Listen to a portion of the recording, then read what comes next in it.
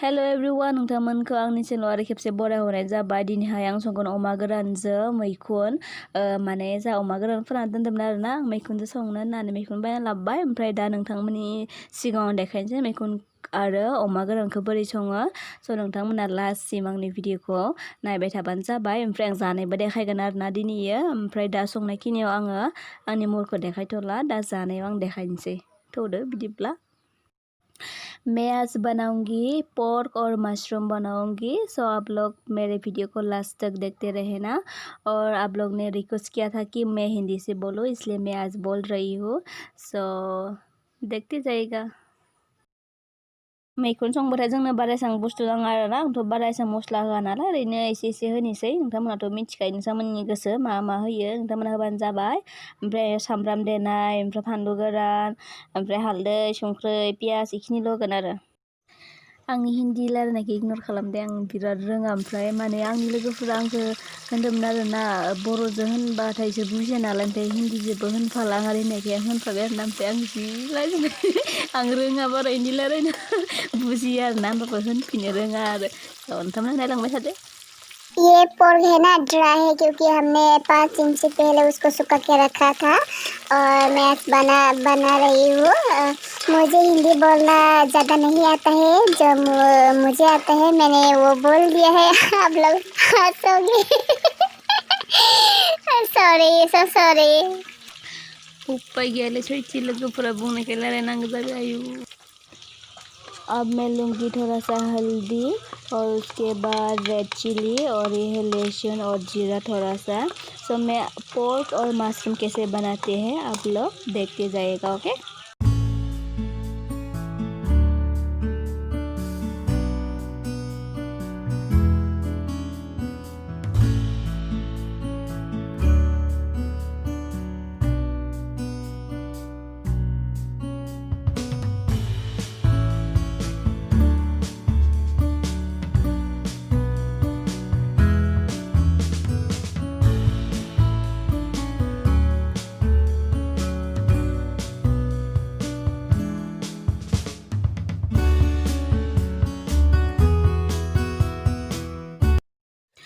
ओमफ्राय बेदरखौ एवखांनायनि उनाव दा आं मैखुन होबाय।